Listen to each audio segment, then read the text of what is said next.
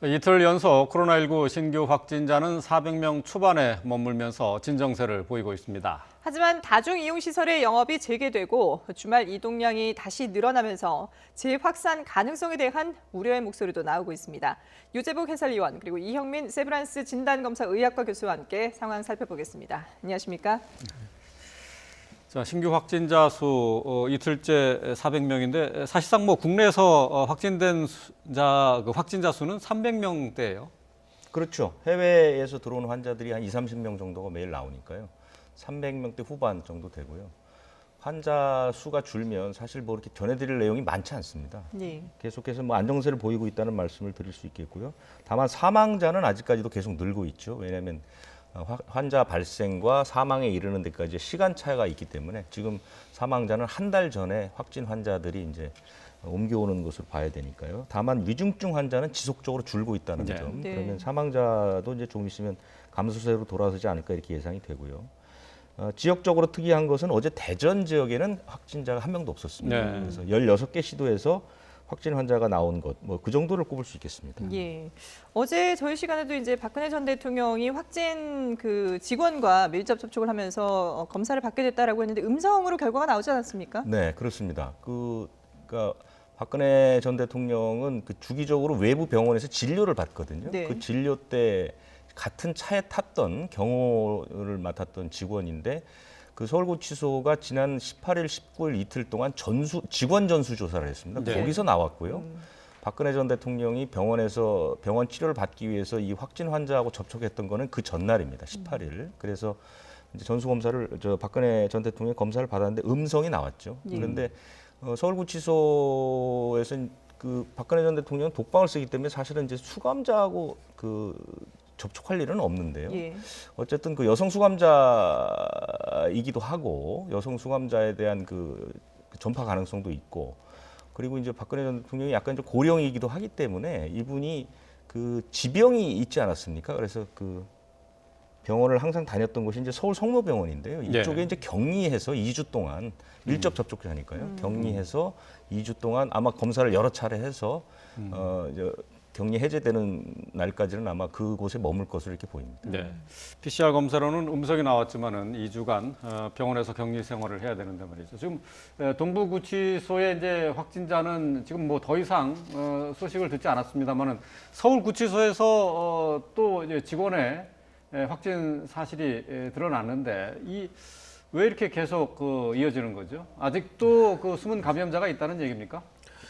글쎄 이제 그렇게 볼 수도 있겠지만 일단 구치소 같은 경우도 그 안에서 이제 재소자들이 있고 그다음에 그 재소자들을 관리하는 근무자들이 있는데 이런 근무자들 같은 경우는 계속 사회생활을 하고 있거든요. 네. 그러다 보니까 이 지역사회 안에서 감염된 근무자들에 의한 감염이 일부 발생하는 걸로 보이고요. 네. 그다음에 이제 그 재수자들을 통한 또 감염도 또 일부 있는 것으로 보입니다. 그래서 이 두 가지가 이제 혼재되는 양상이 지금 보여주고 있는데요. 근데 지금 말씀 주신 서울구치소 같은 경우에는 지금 현재 확진된 사람들이 이제 직원들 2명이거든요. 근데 이 직원들 같은 경우에는 재수자하고는 생활 영역이 다르기 때문에 저희가 이러한 감염이 지금 현재 구치소 안에서 어느 정도 확산되는지에 대한 일단 정확한 파악을 먼저 좀 해야 될 것 같습니다. 그래서 일단 전수조사를 해서 이게 직원 영역에만 국한되어 있는 건지 아니면 재수자들까지도 일부 감염이 된 건지를 파악을 해야 그 다음 조치가 가능할 것으로 생각이 됩니다. 네. 그 파악을 위해서는 결국은 또 이제 정기적으로 이렇게 검사를 하는 방법밖에 없겠군요. 전수조사를 하는 방법밖에는요. 네, 맞습니다. 근데 좀 다행스럽게도 저희가 이제 동부구치소에서의 자세한 역학 결과가 최근에 나왔는데 동부구치소 같은 경우에는 이제 2번의 유행이 있었거든요. 네. 2번의 유행이 있었는데 첫 번째는 이제 근무자 위주의 유행이었고 네. 두 번째는 재소자 위주의 유행이었었습니다. 근데 이 두 가지 양상이 굉장히 달랐고 말씀드렸던 것처럼 근무자와 재소자는 분명히 생활 영역이 다르기 때문에 이 두 그룹 간에 있어서 크게 이렇게 서로 영향을 받은 건 없었습니다. 오히려 재소자 위주로 해서 신입 재소자 위주로 이 감염이 퍼지면서 전체 재수자의 절반 정도까지 감염이 된 것이기 때문에 네. 지금 서울구치소 같은 경우에는 우리가 이제 근무자 감염이다 보니까 이 감염이 만약에 재수자한테까지로 퍼지지 않았다면 그러면 아마 대규모 감염으로는 가지 않을 걸로 생각은 되는데요. 근데 그럼에도 불구하고 이 근무자들이 얼마나 그 개인 방역에 대한 것들을 잘 지켰는지의 여부에 따라서 노출 범위나 이런 것들이 달라지기 때문에 일단 현재 상황을 먼저 파악을 하고 그런 노출 범위를 확인을 하고 그래야지만 어떤 추가적인 어떤 발생 양상이 예측이 가능할 것 같습니다. 네. 그러니까 재소자와 그 근무자의 그 확산 양상이 달랐다는 것은 어떤 말씀이신죠? 그러니까 재소자들끼리의 감염이었고 또 근무자 직원들끼리의 감염이었다 그런 얘기인가요?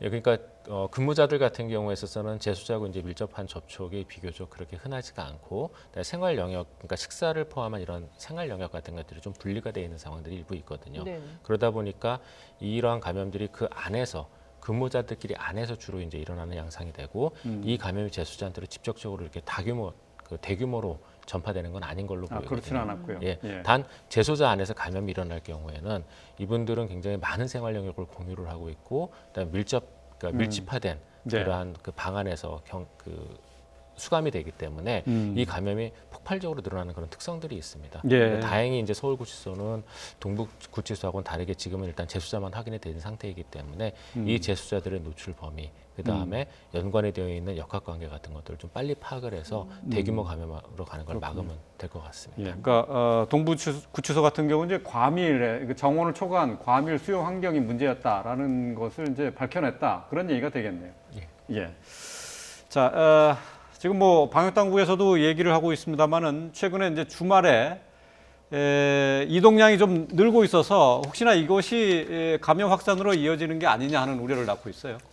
과거의 사례를 보면 이동량이 늘어나면 반드시 이제 확진 환자들이 늘어나는 그런 경향을 보였고, 이동량이 줄어들었을 때는 바로 환자 감소로 반영되지 않은 그런 네. 특성을 보였습니다. 그러니까 무슨 뜻이냐면 이동량이 늘어나면 반드시 환자 발생이 늘어났지만 네. 이동량이 줄어든다고 해서 환자가 바로 주는 것은 아니고 이동량이 일정 부분, 뭐 예를 들면 30% 이상 줄어들었을 때 이제 환자 발생으로 이어지는 그런 경향들을 보였거든요. 네네. 이번에는 지금 사실은 이제 설이 얼마 남지 않았기 때문에 이제 설 과연 그 방역 대책이 어떻게 반영될 것이냐, 이게 확진 환자하고 중요한 그 관계를 갖고 있는데, 지금 주말 이동량이 지난주는 거의 뭐 수도권은 한 10% 이상, 예. 비수도권은 20% 이상 늘어났다는 얘기죠. 지금 이제 화면을 통해서 저희가 보여드리고 있는데 그런데 말이죠. 문제는 뭐냐면 이것이 이제 지난 16일, 17일이라면 그 네. 전주도 적지만 이동량이 늘어났다는 것이죠. 그러니까 이동량은 지금 2주 연속 늘어나는 추세를 보이고 있다.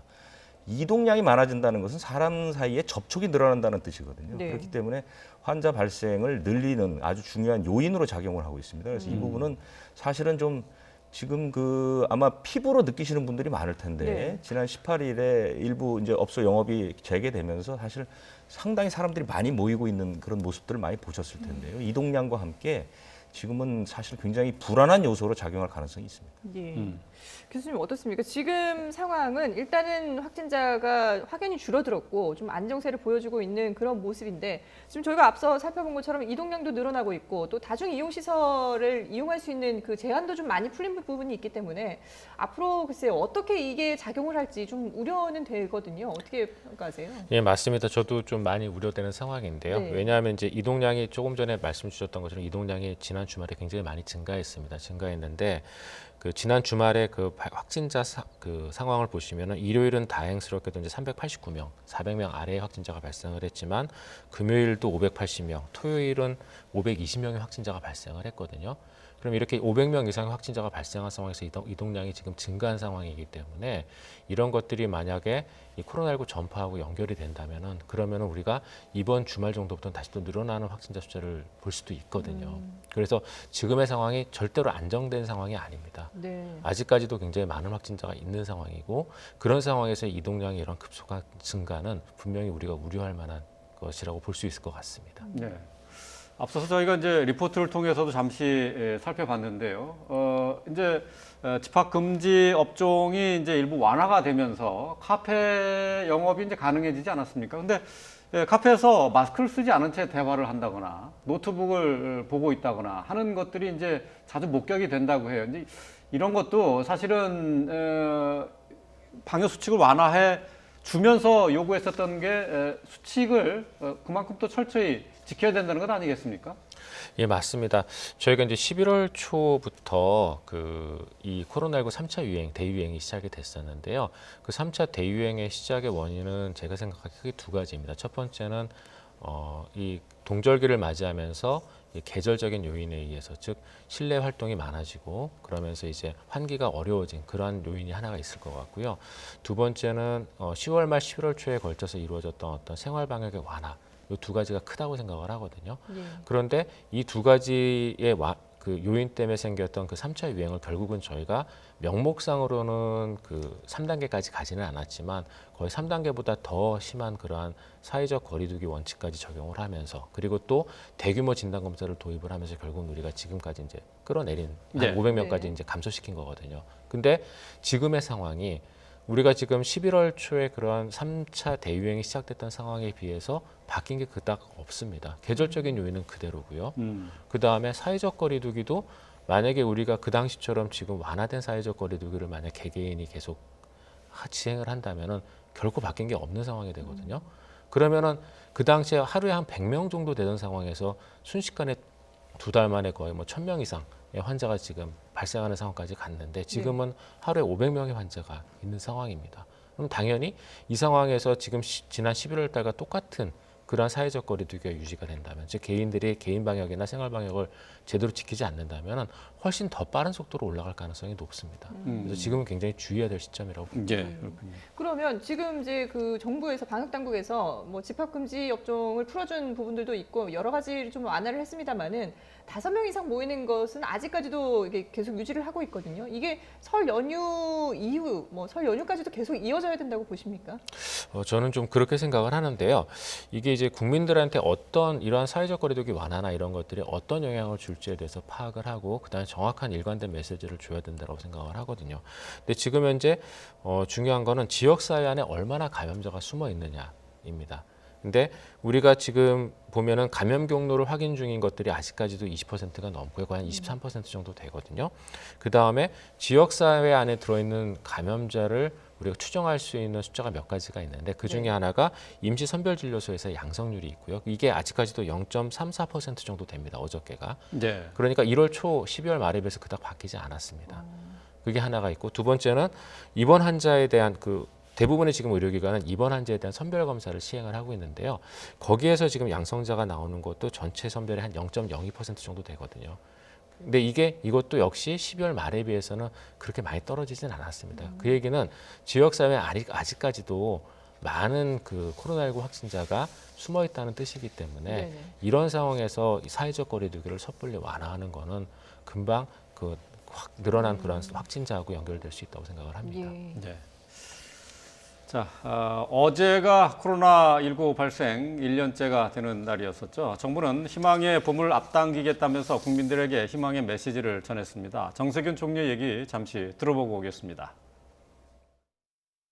지난 1년은 위기 속에서 더 강해지는 우리의 모습을 다시 한번 확인하는 시간이기도 했습니다. 정부의 부족함마저 언제나 국민들께서 잘 채워주셨습니다. 방역에 정부의 모든 역량을 집중하겠습니다. 탄탄한 방역만이 국민 여러분의 소중한 일상을 하루빨리 되찾아드리고 상처를 조속히 치유해드리는 일의 출발점이기 때문입니다. 올해가 코로나19 극복의 원년이 될 수 있도록 정부는 최선을 다하겠습니다. 코로나19 극복의 원년이 될 수 있도록 최선을 다하겠다라는 정세균 총리의 얘기를 들었는데요. 결국은 뭐 지금 방역 수칙 강화 이 부분이 아니라 이제 백신을 이제 앞으로 접종하게 되면은 집단 면역으로 코로나19가 극복될 수 있다는 희망을 얘기한 거죠. 정치하시는 분들은 이런 얘기를 많이 하는데요. 방역 일선에 계신 분들의 얘기는 좀 다릅니다. 이게 사실 간단한 문제가 아니고요. 굉장히 복잡한 문제인데요. 그것은 이제 백신 접종이 시작된 다른 나라의 예를 보면요. 그렇게 빠른 속도로 많은 사람들이 백신 접종을 한 나라가 없습니다. 네. 전 세계에서 백신 접종률이 가장 높은 나라가 이제 이스라엘인데요. 이스라엘은 인구가 1000만 명인데 지금 4분의 1 정도가 맞았습니다. 한 달에 250만 명 정도가 맞았다는 얘기거든요. 우리는 전체 인구가 뭐 집단 면역 이루려면 한 3,500~600만 명 맞는다고 치면요. 한 달에 250만 명 맞으면 1년이 훨씬 넘어갑니다. 그러니까 그게 얘기하는 것처럼 뭐 몇 달 사이에 다 맞는 것도 아니고요. 네. 그다음에 더구나 이 백신은 지금 얀센을 뺀 나머지 백신들은 다 2번씩 맞아야 됩니다. 그 관리도 굉장히 복잡합니다. 그리고 보관, 이송, 보관, 접종 이 자체가 다 백신마다 다릅니다. 그리고 또 하나는 최근에 우리나라도 조금 충격적인 조사 결과가 백신을 적극적으로 맞겠다는 사람이 이전 조사보다 좀 줄었습니다. 좀 예. 봐야 되겠다. 왜냐하면 예. 지금 외국에서 계속해서 부작용 사례, 사망 사례가 나오기 때문에 우리 국민들도 예전처럼 뭐 다 맞겠다 이런 게 아니거든요. 네. 그러니까 지금 백신 접종을 둘러싼 외부의 여건이 결코 녹록하지 않다. 이 부분을 이제 이 일선에 있는 당국자들은 이제 인지를 하고 있는 것이죠. 예. 그렇기 때문에 사실 1월 말에 그 전체적인 계획을 발표하겠다고 이제 얘기는 해놨는데 과연 1월 안에 이것이 일사불란한 그 확보와 접종이 이어지는 계획이 나올 수 있을지 좀 걱정스러운 부분이 상당히 많습니다. 예. 어떻습니까, 그 교수님?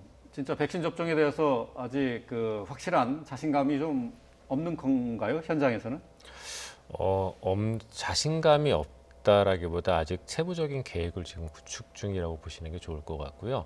근데 그렇게 그 세부적인 계획을 구축하고 있는 이유가 지금 해설위원님께서 말씀 주셨던 것처럼 백신 접종이 그러니까 아주 쉬운 건 아닙니다. 예, 예. 왜냐하면은 지금 이 코로나19 백신 관련돼서는 백신의 종류에 따라서 효능도 좀 다르고 그 다음에 이 백신의 종류에 따라 보관 방법이나 콜드체인의 운영도 지금 다 다릅니다. 거기에 따라서 지금 우리나라에서 도입하고자 하는 백신을 각각의 종류에 맞게끔 맞출 수 있는 세부적인 계획들을 굉장히 다양하게 지금 세워야 되는 상황이거든요. 그러다 보니까 여기에 대한 주의점들을 지금 논의하고 있는 지금 상황이고요. 이런 것들을 제대로 세워서 백신을 접종하려면 저도 이게 결코 쉬운 작업은 아닐 거라고 생각을 합니다. 그래요. 근데 예. 지금 문 대통령이 노바백스 그 백신을 2천만 명분을 더 확보할 수 있다라고 얘기를 했거든요. 근데 앞서 얘기했던 뭐 화이자나 모더나 같은 경우에는 물론 접종이나 이 보관이 상당히 어려운 부분이 있습니다만은 노바백스나 뭐 아스트라제네카 같은 경우는 실온 보관도 가능하고 다른 그 기존의 백신을 맞는 것과 거의 비슷하다고 보면 되지 않을까요? 그러면 조금 나은 면이 있을 것 같은데요. 예, 맞습니다. 아스트라제네카나 이제 그 노바백스나 이런 백신들은 우리가 이제 독감 접종과 비슷하게 이제 계획을 할 수는 있습니다. 계획을 네네. 할 수는 있는데 문제는 이게 한 번 독감 같은 경우는 한 번 맞고 끝나지 않습니까? 네. 근데 아스트라제네카의 백신도 그렇고 노바백스도 그렇고 저희가 한 번 맞는 백신들은 아닌 경우에는 정확한 시점을 맞춰가지고 2번 접종을 해야 되는 상황이 있거든요. 그게 하나가 있고 그다음에 두 번째로는 저희가 이러한 백신들을 접종하고 나서 이상 반응에 대한 여부들을 저희가 좀 여러 가지를 파악을 해야 됩니다. 네. 그런 것들이 또 남아 있으며 또 한 가지 중요한 거는 이게 백신 접종에 대한 것도 중요하지만 백신 접종 이후에 여러 가지 또 저희가 처리할 것들이 굉장히 많거든요. 그런 것들이 하나가 어떤 것들이 있냐면은 일단 우리가 이 백신에 접종했을 때 효능이 뭐 높게는 94%라고 얘기를 하지만 분명히 백신을 접종했음에도 불구하고 감염되는 사람이 있습니다. 그게 백신의 종류에 따라 지금까지 나온 논문 보면은 대략 한 뭐 적게는 6%에서 많게는 한 30% 정도까지 지금 얘기를 하고 있는데요. 그렇기 때문에 백신을 접종받은 사람들 중에 항체나 제대로 된 면역력을 형성하지 않는 사람들이 어떤 군이 있는지에 대한 조사를 저희가 해야 되거든요. 예. 그래서 그게 얼마 정도 되는지 그리고 그 군은 어떤 특성을 갖고 있는지에 대한 대비를 해야 되고요. 그다음에 두 번째는 이렇게 백신을 접종해서 항체가 생긴 사람들 같은 경우에도 이 항체 즉 면역력이 얼마나 유지되는지에 대한 지금 정확한 보고는 없는 상황입니다. 각 회사들은 1년, 2년 얘기를 하지만 그게 진짜 그만큼 갈 건지 3년, 4년 더 진행이 될 건지 그건 아무도 네. 모르거든요. 우리가 1년 안에 코로나19를 전 세계적으로 다 끝낼 수 있으면 상관이 없지만 지금 돌아가는 상황을 봐서는 그렇지 못할 가능성이 더 크다고 저는 보거든요. 네. 그러면은 이런 면역력이 얼마나 유지되는지에 대해서 저희가 사후 조사를 할 수 있는 그런 준비들도 다 해야 되고 거기에 따라 필요하다면 부스터 백신을 놓을지 말지에 대한 여부들도 결정을 해야 됩니다. 그러면 부스터 백신이요? 예, 그러니까 저희가 이제 백신의 면역력을 보다 더 한층 업그레이드하기 위해서 놓는 추가 접종을 얘기를 하거든요. 예, 예. 그래서 그런 것들에 대한 계획도 하려면은 이런 것들을 다 결정할 수 있는 연구와 데이터들을 산출을 해야 되거든요. 예. 그럼 백신 접종하기 전에 이런 준비가 돼 있어야 됩니다. 즉 접종 계획만 세워서는 안 되고 그래요. 접종 이후에 중장기적인 계획까지 다 같이 준비를 해야 되는 상황이거든요. 그러니까 이게 결코 만만한 건 아닙니다. 그리고 우리가 또 모더나나 화이자 같은 경우는 우리가 분명히 맞춰야 되는 백신 중에 일부는 모더나나 화이자거든요. 예. 그러면은 이런 지금 mRNA 백신 같은 경우에는 10만 명당 1명 정도 아나필락시스라는 알레르기 반응이 일어나거든요. 그렇기 때문에 미국에서도 이 사람들에 대한 어떤 안정성을 확보하기 위해서 백신을 접종하고 30분 정도 안정을 취해서 반응을 보고 지금 집에 가게끔 하거든요. 네네. 그러면은 이 백신을 접종하고 그냥 집에 가는 것하고는 다르게 30분 정도 동일한 장소에 많은 사람들이 지금 있어야 되는 상황입니다. 그럼 이 안에서의 코로나19 확산의 여부도 또 있거든요. 예. 즉 백신 맞으러 왔다가 우리가 불안전한 면역력이 생기는 게 10일 정도 1차 접종하고 10일 정도 뒤이기 때문에 그 안에서의 코로나19 전파에 대한 충분한 대응을 하지 않으면 백신을 맞고 나서 코로나19도 감염될 수도 있습니다. 그래서 이러한 여러 가지의 것들을 우리가 고려를 해서 지금 계획을 짜야 되는 것들이라 결코 녹록한 작업은 좀 아닌 것 같습니다. 뭐 얘기를 들으면 들을수록 백신 접종이 쉽지 않겠다라는 생각이 들긴 하는데요. 물론 정부에서 치밀한 대책을 세우고 접종에 나서겠습니다만은 일단 정부에서 계획한 바에 따르면은 2월 중으로는 백신 접종이 시작된다는 것 아니겠습니까? 근데 지금 우리 식약처에서 승인된 백신은 없는 상황인데 이게 지금 가능하겠느냐 하는 그 의문들도 있고요. 어떻게 지금 전망이 됩니까? 심사 기간을 이제 확 줄이기로 한 것이죠. 그래서 이 백신을 우리가 사용하기 위해서는 품목 허가라는 게 있고요. 네. 출하 승인이라고 이제 두 가지 절차를 밟아야 됩니다. 근데 이것을 이제 정식으로 하게 되면 정말 반년 정도가 걸리죠, 시간이. 그런데 그것을 이제 확 줄이겠다는 것이거든요. 그래서 품목 허가 신청은 40일 안에 하겠다. 그다음에 국가 출하 승인 절차는 20일 내에 마무리를 하겠다. 그렇게 되면 이제 그것만 합쳐도 60일이 되지만 그것을 동시에 진행하고 이 40일과 20일을 최대 기간으로 잡으면 더 짧게 할 수도 있다. 실제로 영국 같은 곳은 금방 했거든요.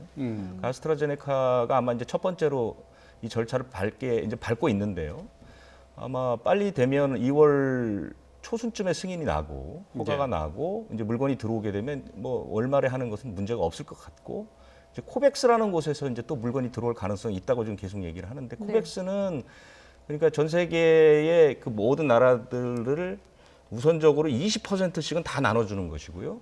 거기에 이제 초기 물량이 우린 들어오는 것이고 나머지는 이제 못 사는 이제 조금 어려운 나라들에게 이제 공급해주겠다는 그런 뜻인데 여기도 주로 이제 다루는 그 백신이 아마 아스트라제네카가 될 것 같습니다. 예. 그래서 아마 2월 말에는 접종 시작하는 것은 큰 문제는 없어 보입니다. 그래요. 예. 네, 그렇군요. 자, 그런가 하면 지금 이제 아이들 겨울 방학도 이제 거의 끝나가는데 그러다 보니까 학부모들의 최대 관심은 과연 이제 올해는 제대로 등교를 할 수 있을 것이냐 이 부분입니다. 근데 어제 질병관리청장이 정은경 총장이 그동안의 등교 중지로 인해서 감염을 막는 그런 효과는 거의 없었다. 그래서 등교를 해도 괜찮을 것이다라는 의사를 밝혔거든요. 어떻게 보십니까? 글쎄 이제 국내 데이터를 이용을 해서 이제 논문을 발표하고 이제 그런 의견을 주셨는데요. 근데 사실 이 등교에 대한 부분은 각 국가마다 조금 상황이 다릅니다. 예. 이제 우리나라 같은 경우는 작년에 사실 등교에 대해서 굉장히 엄격한 조치를 취한 거나 마찬가지거든요. 그러다 보니까 이제 학교 안에서의 이제 감염 전파는 굉장히 적었었는데 이러한 등교나 이런 것들을 어느 정도 활성화시켰던 국가, 그중에서 대표적으로 미국 같은 국가에서는 대면 수업을 했던 그러한 대학이나 학교가 있는 지역하고 그렇지 않은 지역하고 비교를 했을 때 대면 수업을 한 지역이 분명히 더 코로나19 확진자가 많았다는 보고들도 일부 있거든요. 그래서 이러한 보고들이 지금 국가나 이런 그 환경마다 지금 다른 상황이기 때문에 여기에 대해서는 조금 더 저희가 검토를 하고 그다음에 결정을 할 필요가 있을 걸로 생각이 됩니다. 네. 말씀하신 것처럼 나라마다 사정이 달라서 말이죠. 미국 같은 경우에는 찬반 논란이 심했습니다만은 영국은 지금 2차 봉쇄에 들어가긴 했습니다만은 그 전에 학생들을 등교를 시켜서 수업을 시키는 게 오히려 더 코로나19에 안전하다라고 해서 시행하지 않았습니까? 실제로 학교에서의 그 감염 확산도 그렇게 많지 않았던 것으로 알고 있는데 말이죠. 어떤 차이가 있는 겁니까? 각 학교 안에서 이루어지는 그 수업의 방법하고 그다음에 이제 학교 안에서의 생활의 이제 차이 같은 것들이 있을 것 같은데요. 우리가 이제 통상적인 학교 수업을 상정을 했을 때는 그럴 경우에는 우리가 코로나19 감염 전파 여부는 그렇게 높지 않을 걸로 생각이 됩니다. 왜냐하면은 현재 마스크도 잘 착용을 하고 있고, 그다음에 어느 정도 그 교실 안에서의 그 거리두기를 할 수 있는 공간도 어느 정도 확보는 했기 때문에 그런 면에서의 어떤 감염 전파 여부는 저도 굉장히 낮다고 생각을 하는데요. 문제는 이제 그 학교 수업 같은 경우에는 이제 저희가 수업을 하게 되면 항상 그 다음에 이제 식사 문제나 이런 것들이 좀 일부 걸리지 않습니까? 그런 것들에 대한 부분도 일부 염려가 되고, 그다음에 이제 전연차 아동일수록 학생들일수록 이제 직접적인 어떤 접촉이나 이런 부분들이 굉장히 활발하게 일어나는 부분들이 있거든요. 그렇기 때문에 저희가 말씀드렸던 것처럼 뭐 영국이나 이런 데에서 뭐 집단 감염이 적었다는 얘기도 있지만 반면에 또 뭐 이스라엘이나 이런 국가에서는 학교 등교를 하자마자 뭐 200명 정도 집단 감염이 생긴 그런 사례들도 있었고요. 예. 그렇기 때문에 이런 것들이 지금 국가나 환경마다 조금 좀 다른 상황이라서 네. 여기에 대한 좀 면밀한 검토를 하는 것이 필요할 것 같습니다. 네. 뭐 우리나라도 고민이 될 것 같네요. 이제 교육부에서도 사실 코로나19 초기 상황에서는 등교 개학도 연기하고 네. 또 그리고 원격 수업으로 전환하고 하지 않았습니까? 정은경 청장의 논문 때문에 좀 고민이 되겠는데요. 실제로 지난해 학교 내의 방역은 저는 성공했다고 평가하는 편입니다. 왜냐하면 걱정했던 것보다는 훨씬 더 교내 감염이 적었고요. 오히려 학교 밖에 감염들이 더 많았죠. 그리고 학생들이 사실은 이 코로나19로 우리가 얻은 교훈 가운데 하나가 이 감염병, 호흡기 질환은 사실 마스크 잘 쓰고 방역 수칙 지키면 줄어든다는 소중한 교훈을 얻지 않았습니까? 그러니까 학생들한테는 교육의 장도 될 수 있고요. 무엇보다도 교육부가 가장 고심하고 있는 것은 지난해 사실상 대면 수업, 대면 학교에 가지 못한 아이들이 공부뿐만 아니라 사회생활이라든가 어떤 친구들과의 교류라든가 이런 것들의 일상 자체가 무너졌다는 게 굉장히 크거든요. 네. 그래서 올해는 물론 고민들은 있겠지만 뭐 상황을 잘 관리해서 가능하면 등교 수업이 이루어지는 방향으로 가는 것이 좀 더 많은 국민들을 위해서 유익할 것이다 이렇게 생각을 합니다. 예, 예. 알겠습니다. 네, 지금까지 코로나19 상황 유재복 해설위원 그리고 이형민 세브란스 진단검사 의학과 교수와 함께 살펴봤습니다. 두 분 말씀 잘 들었습니다.